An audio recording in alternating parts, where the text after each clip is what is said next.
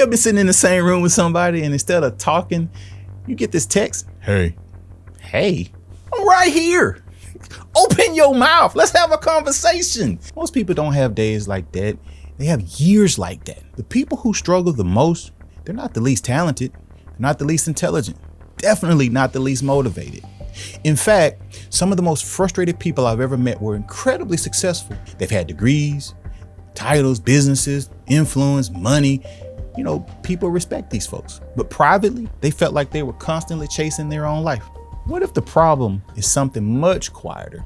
What if your life has been built in a way that almost guarantees that you'll be getting the same results? Now see, that's structural capacity. And here's the statement I want you to wrestle with. Your life is perfectly designed to produce the results that you're getting. Welcome back to Empowerment with Dr. Lawrence. I am your host, Dr. Lawrence. Wherever you're watching this, however you're watching this, thanks for making me a part of your day.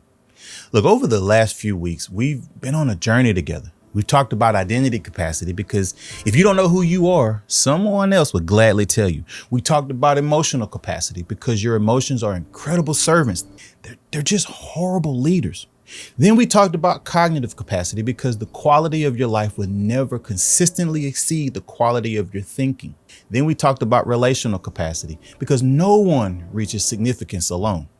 Well, today I want to finish this series with what may be one of the most practical capacities of them all, structural capacity. Now, before you start assuming that this episode is about calendars and planners and productivity hacks, settle down, stay with me. It's much deeper than that. So I want to start by asking you a question. Have you ever reached the end of your day and thought, what happened? Not because you were lazy, not because you watched TV all day, not because you lacked ambition, but because you were busy from the moment your feet hit the floor, and somehow the one thing that mattered today never got done.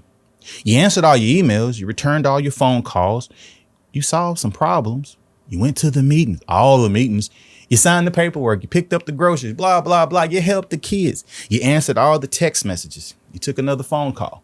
But by the time you sat down, you were exhausted. You never looked back. You never looked back over your day. You couldn't point to the thing that actually moved your life forward. So ever had a day like that? I have. And if you're honest, you have too. They kept seeing things like, man, if I could just get caught up. Man, things are so crazy right now. Next month's going to be different. Okay. After this project, when the kids get out the house, when these things slow down. Well, you know what I learned? Life isn't going to slow down. In fact, things are speeding up today. Life simply just changes what demands your attention. So if you're waiting for perfect, to become intentional, look, you're going to spend the rest of your life waiting. Now, here's where I want to challenge you. What if your biggest obstacle isn't your schedule? What if it's not your workload? What if it isn't your boss? What if it isn't your employees? What if it isn't your money? What if the problem is something much quieter? What if your life has been built in a way that almost guarantees that you'll be getting the same results? Now see, that's structural capacity. And here's the statement I want you to wrestle with throughout the rest of this episode. Your life is perfectly designed to produce the results that you're getting. Now, before you push back, I'm not saying that every hardship is your fault. No. Life happens. People get sick, companies downsize, relationships end. Unexpected thing happens to all of us. But once those circumstances become our reality, we begin building a structure around them. Sometimes intentionally, but most of the time, unintentionally. Over time, that structure just becomes normal. So normal, you stop questioning it. You just assume that this is how life works. Well, what if it isn't? Think about your life for your own life. Don't think about your goals. Think about your ordinary Tuesday, right? Because your future isn't built on your biggest dreams. It's built on the ordinary Tuesdays. What time did you wake up? What was the first thing that you reached for? Did you reach for your Bible or your cell phone? Who decided what was most important yesterday? You or whoever texted you first? Did your calendar reflect your priorities or did it simply reflect your interruptions? Did your family receive the best version of you? Most likely. Did they get what everybody else left behind? See, these questions matter because they reveal something most people never stop to examine. Not your intentions, your design. And here's one of the greatest things that I've learned. You don't rise to your intentions. You fall to your structure. That's why two people can want the exact same thing, yet one consistently moves forward. Look, it's not always talent. Many times it's structure, the invisible architecture of everyday life. Now, over the next few minutes, I want to show you how architecture is quietly shaping every area of your performance. Because once you see it, you can't unsee it, but you can change it. And that changes everything. So I made a statement that I hope stayed with you. You don't rise to your intentions. You fall to your structure. Now, I want to explain what I mean by that.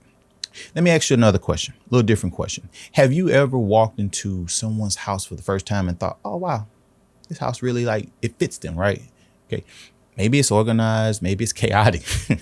Maybe it's peaceful. Maybe it's cluttered. It doesn't take long before you start learning something about the people who live there. Now, here's my question. What if someone walked through your life instead of your house? Not your social media, not your resume, not the version of yourself that you present at work, your actual life. What would they find?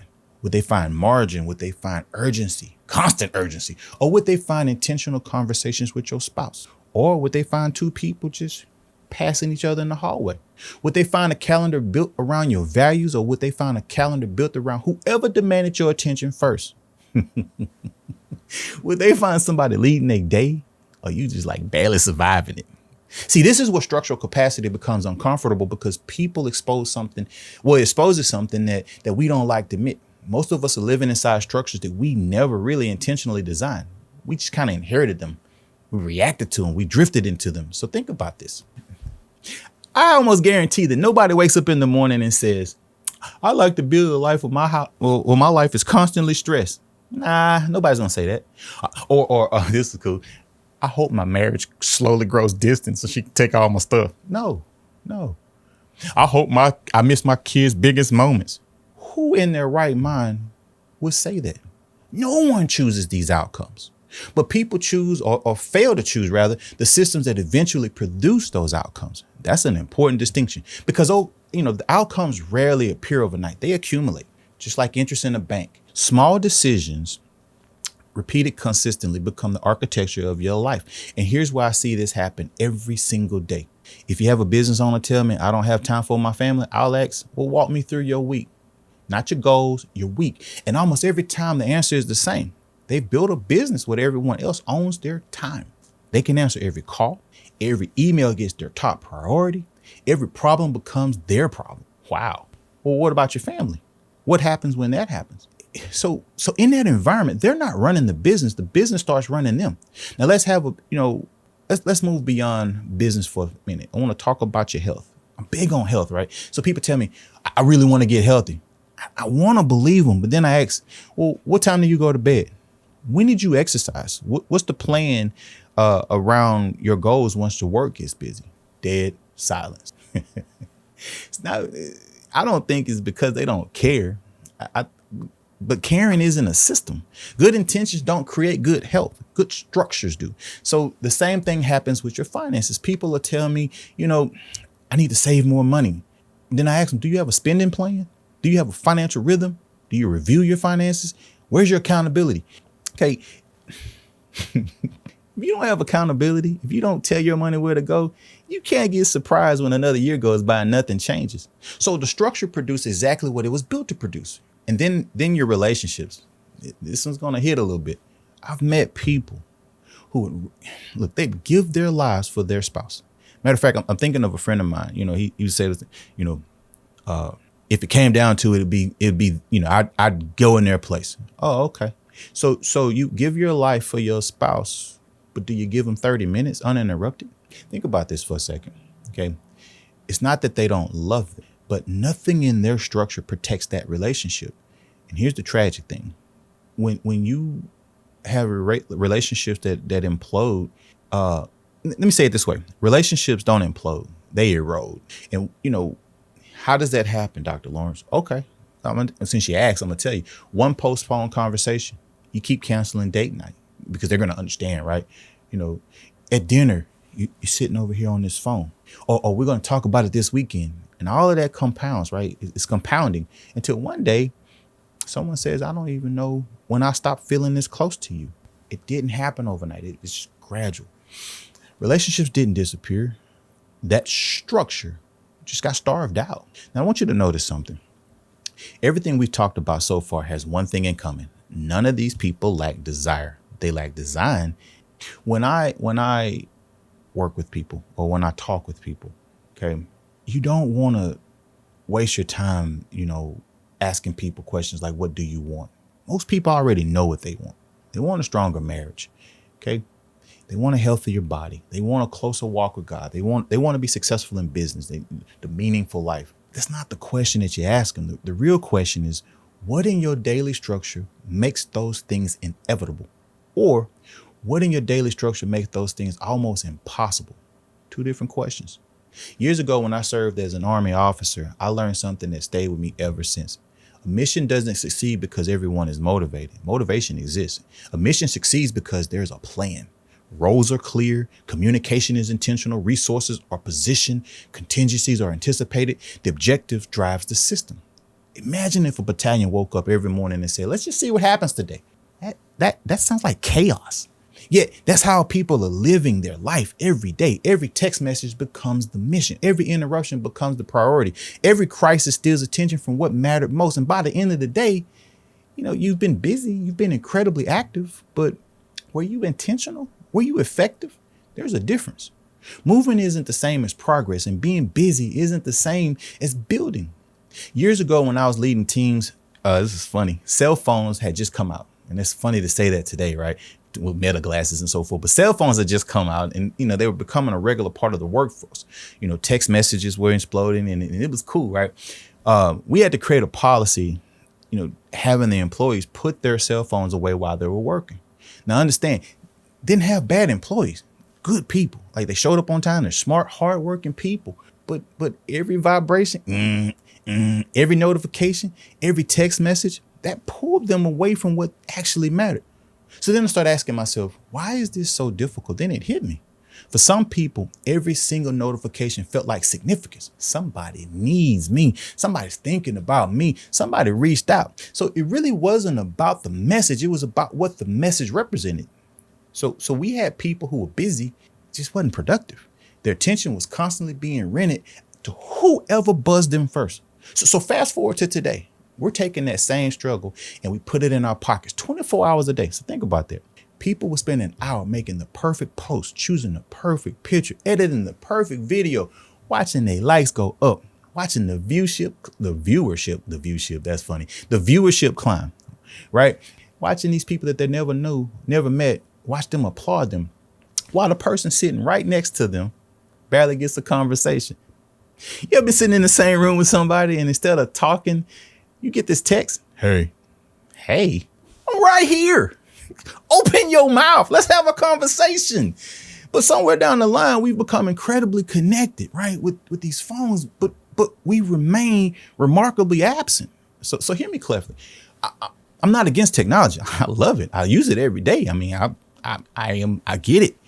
It's helped me reach people that I otherwise wouldn't have met, but it's just a tool. Here's the question. What is it helping you build? Because every day, whether you realize it or not, you're building something. You're building your marriage or you're neglecting it. You're building your children or relationship with your children, rather. Or you're letting someone else shape that relationship. You're building your relationship with God, or are you replacing it with endless scrolling? We're building something, right? Don't confuse activity with progress. The question isn't whether you're building. The question is, what are you building? I've watched people build incredible online reputations and their life is quietly falling apart. Got thousands of followers, hundreds of likes, countless views, but you're not at peace. You ain't got no margin, no meaningful conversations, no intentional structure. We've become very good at documenting life. We're just forgetting to actually live it. And that's where the danger comes. Because structural capacity isn't measured by what people applaud online. It's measured by what your life produces when no one else is watching. So let me leave you with a question before we move on, right?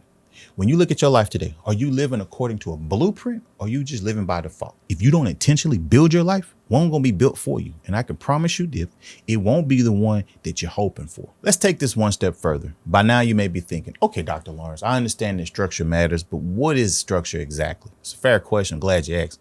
Most people hear the word structure and immediately think about calendars and schedules and to-do lists and time management, and all of that's a part of it. But that's not where structure begins. Structure begins with a much deeper question. What is your life designed to produce? Because whether you realize it or not, Everything you build produces something. Your home produces something. Your marriage produces something. Your parenting is producing something. Your business and your business goals, all of that's producing something. Even your friendships produce something. So the question is never, is it producing? The question becomes, what is it producing? Now, I want you to think about that, because we spend so much time thinking about and talking about what we want that we rarely stop to examine what our current structure is creating. Here's the principle I want you to remember. Every structure is perfectly designed to produce what is consistently producing. If your mornings are rushed, your morning producing something. If your evenings are always ending in exhaustion, that's producing something. If your marriage has become distant, that distance didn't just suddenly appear. Something has been producing it. If your business constantly depends on you putting out fires, that isn't bad luck. Something inside the system keeps producing emergencies. See, this is why I love asking questions. So instead of asking, why does this keep happening to me? When? Ask, what is my current structure? What in my current structure keeps allowing this to happen? That question changes everything, because now you're no longer blaming people. You're examining systems, and systems can be redesigned. Let me give you an example. Look at two families, right? They both love each other, right? They both attend church, doing all the good things. They say that their children are the most important part of their lives. And on paper, they look identical. Well, one family's protecting that. They have dinner together. No cell phones, no TV, just conversation. Let me see your teeth. They ask questions, they laugh, and they pray. They know what's going on in everybody else's lives. And then you got this other family. Everybody eat whenever they can. They busy. One person's in the living room, the other's in their room playing video games. Somebody else is scrolling. Mom's answering email, dad's finishing work. Notice what happened. Nobody's arguing. Nobody mad. They just separate. They live in separate lives. They under the same roof. You fast forward 10 years. You tell me which family has built connection. Okay. The other one's wondering, where did everybody become a stranger? Now, neither family intended those outcomes. Both families built structures that produce the outcomes. That happens in the workplace. Man, I've worked with organizations for years. One tells me, man, my employees don't communicate. Simple question asked. When do they meet? Silence. Dead silence. They look off. They don't make eye contact. How often are they receiving feedback? Silence. What systems is encouraging communication? More silence. That's where the eye contact breaks. Then they tell me that, communication isn't their biggest problem. Nah, communicating isn't the problem. The absence of structure that encourages communication is the problem. Healthy cultures don't happen accidentally. They're built intentionally. Let's bring this into the workplace for a minute. One of the biggest leadership shifts that we've experienced over the last several years since the pandemic has been the move towards remote work. Now, before anybody gets upset, this is not a debate on whether it should happen or you should work at home or work in the office. It's not my point. Look, I've met exceptional people who work remotely. And I've also met people who work 10 feet from their supervisor and accomplishes little. So the location in the question, the structure is, look, I have employees who told me something interesting. They love the flexibility of working from home. And many of them have admitted, look, Doc, I actually get more done when I'm in the office. I'm like, why? Okay. And it's because they suddenly become smarter when they walk through the door. Think about what changes. Questions get answers in seconds instead of hours. You overhear conversations that gives you context. You can read body language. Okay, you solve problems before the meeting. You build relationships. Accountability becomes visible. Momentum becomes contagious. None of those things happen just because of the building. They happen because the building, the structure that being in the building creates. Now, here's the mistake that some leaders make. They spend all their energy trying to force yesterday's structure into today's reality. They keep asking, how do I get everyone back into the office? I think the better question is, how do we build a structure that produces excellence wherever my people work? Leadership isn't about protecting yesterday. It's about designing tomorrow. Every generation changes. Technology is going to change. Expectations change. Communications change. The leader's responsibility never changes. Your job is to build a structure that consistently produces outcomes year after year. I've had to wrestle with this in my own organization. Look, let's face it, healthcare has changed. Technology has changed. The people's expectations have changed. And if I kept leading the organization the way I did 15 years ago, the organization is going to stop growing. Not because my people changed, but because the structure was no longer relevant. One of the biggest lessons I've learned is the difference between what I call push leadership and pull leadership. Push leadership says, here's the decision, here's the plan, now go execute it. Very directive, almost didactic. It travels from the top down. And don't misunderstand me. Look, there are times when that's required. in a crisis and an emergency, the pandemic and so forth. When immediate action is necessary, leaders have to lead. But organizations don't flourish if that's the only way that they operate. Poor leadership begins somewhere different, right? It starts by recognizing that the people closest to the work often see things that leaders can't. So instead of assuming that I have all the answers, I intentionally pull information from the people who live with the process every day. I ask, hey, what's working? What's getting in your way? What's slowing you down? Where are our patients experiencing things that I don't see? And if they were sitting in my chair, what would you change? Those aren't weak questions. I'm not a weak leader. Those are leadership questions that produce results. And something happens when people know that their voice matters, they stop feeling like employees carrying out someone else's vision. They move over into the place of problem solving. They become stewards of the mission. They take ownership. They protect the culture. Why? Because they help build it. That's structural capacity. The structure isn't just a reporting chart, KPIs. The structure is the flow of communication, how the decisions are informed. How do you get feedback? All those ideas have to move forward. It's how trust is built. Healthy organizations don't just communicate more. They create structures where the right information can move the right people at the right time. The same is true in your marriage. People tell me we need to communicate better. Maybe. But before we talk about communication, let's talk about your structure. When do you talk? Okay, when you are talking, do you have your phones? Or is that interrupted time? When do you ask each other meaningful questions? If there's no structure, communication becomes something that you hope happens. Hope is not a strategy. Now, here's something I've learned about working with people over the years. We love dramatic solutions. We think transformations from one giant decision, one conference, one seminar, one book, one motivational speech. Man, miss me with that. That's rarely where it happens. Life changes in ordinary moments. Repeated consistency, one protected moment, one intentional conversation, one scheduled date night, over and over again. And even without your cell phone. Now, that's not exciting. That's not sexy. It's not flashy.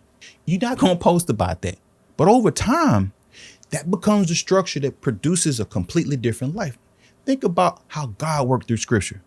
Rarely through constant spectacle, usually through faithful obedience, day after day, season after season, step after step. Faithfulness has a rhythm. Growth has a rhythm. Maybe that's why so many people struggle.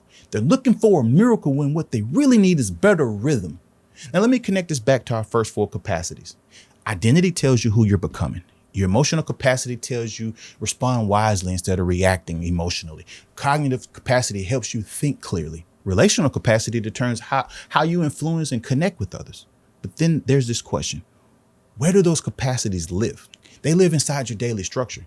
You don't practice patience once a year. That would be funny. Come on, let's think about that. No, let's not think about it. Let me stay on task. Okay. You practice it in traffic. You practice it in meetings. You practice it at the dinner table with your children, with your spouse, with your coworkers. You don't build relationships in theory. You build them through repeated moments that your structure is either protecting or neglecting. You don't become spiritually mature because you own a Bible. Good luck with that. You become spiritually mature when your life has made room to open it. Do you see the pattern? Structure is the environment where every other capacity either grows or slowly withers away. Now, here's the question I want to leave you before we move on to the next topic. If someone follows you for the next 30 days, not your words, not your intentions, not your social media, but your actual daily rhythm, what would they conclude about what you're building? Here's the truth. Your structure is already answering that question every single day. Now, let's stop for a minute, because by now, some of you are probably doing exactly what I hoped to. You're thinking about your own life. You're replaying these conversations. You're looking at your schedule different. You're thinking about your marriage. You're thinking about the business, your health, maybe even your faith. And for the first time, are you beginning to realize that maybe you're fighting the wrong battle? See, most people think they're fighting a time problem. I'm too busy. Others think they're fighting a motivational problem. If I could just become more disciplined. Some people think they're fighting a financial problem. If I just made a little more money. Others blame their boss, or they blame their spouse, or the economy, the president, politics, their past. Yeah, okay. Let me be clear. Don't think that matters. All of that matters. But can you create the things that they create real challenges? Here's what I learned. The greatest battles in life are won by understanding what you're actually fighting. Imagine for a moment that the roof in your house was leaking. Okay. You repainted the ceiling, and a few weeks later, the stain comes back. You repaint it again, and eventually you get frustrated because the paint wasn't the problem. The roof was. You had a hole in your roof. So you keep on repainting the ceiling. That's cool. It's a waste of money. But if you ignore the roof, you're going to get the same outcome. That's why I want to challenge, something that we hear all the time. Just work harder. Really? Really? How is that working out for you? Some of the hardest working people that I know are exhausted. They gave everything they had. Okay. There's nothing left to give. Hard work inside of a broken structure doesn't produce excellence. It produces burnout. And burnout isn't always the result of doing too much. Sometimes it's the result of doing too much of what does not matter. Think about that. You can spend an entire day being incredibly productive and things never moved you. That's not success. That's just activity. It's a difference. Look, I spent more than 20 years working with people who wanted to perform at a higher level. Military folks, executives, healthcare professionals. Okay. People don't need another motivational speak. They already know that they should exercise. They already know that they should spend more time with their family. They already know that they should manage their finances better. They already know that they should protect my peace. So information isn't the problem. Execution isn't the biggest problem. The problem is that they wake up every morning inside the same structure, and that structure quietly pulls them back into yesterday. And here's what I want to encourage you. If you're seeing yourself in any of this, don't feel defeated. You should be hopeful, because you just done something incredibly important. You've identified the real battle. You see, you can't redesign a structure that you can't see. That's why awareness is so powerful. Once you recognize that your life has been producing exactly what it was designed to produce, you stop asking what's wrong with me, and you start asking what needs to change about the way I'm building my life. Those are two completely different questions. One produces shame and the other is producing growth. Now I want to connect this to our first 4 capacities we discussed. Identity capacity, right? Maybe you finally embrace what God created you to be. Wonderful, great. But if your structure keeps filling every hour with other people's priorities, how does that identity ever become a reality? Think about emotional capacity. Maybe you've learned not to let your emotions make your decisions, but if you're sleeping 5 hours a night, running from meeting to meeting, you never take time to recover. Your structure is constantly putting pressure on your emotions. Let's think about cognitive capacity. You may have brilliant ideas, clear goals, a sharp mind, but if you never protect the time to think, your day is nothing but interruptions. When does your best thinking happen? What about relational capacity? You might love your spouse. You probably love your children. You care deeply about your friends. But love isn't experienced through good intentions. Love is experienced through repeated moments. The conversations, the presence, the attention, the shared experiences, those don't happen by accident. Your structure either protects them or you're going to slowly push these folks away. You see what's happening? Structural capacity isn't competing with the other 4. It's supporting them. It's the framework. It's the place where they become alive. Look, that's why I save structural capacity for last. It's not that it's more important. It's the glue that holds it all together. So here's the question I want you to wrestle with before we move on. If someone looked at your daily structure, not your dreams, not your goals, not your intentions, just an ordinary week, would they be able to predict the future that you're building? I'm pretty sure they could. Here's the encouraging part. If a structure can predict your future, a new structure can change it. And that's exactly what we're headed for. Because changing your life isn't about becoming someone else. No, you got to be you.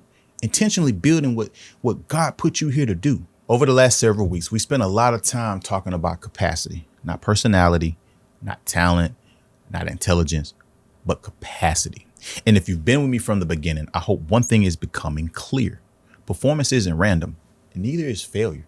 Both are produced. The question is, what is producing yours? When I started this journey over 20 years ago, I wasn't trying to create another assessment. I wasn't trying to compete with personality profiles. I wasn't trying to convince people that they needed another self-help book. I was trying to answer one question. Why do good people, capable people, hardworking people keep missing the mark? I saw people who loved their families, yet their relationships were falling apart. I saw executives who could build incredible businesses, but couldn't find peace when they walked through the door. I saw people with remarkable intelligence who consistently sabotaged their own success.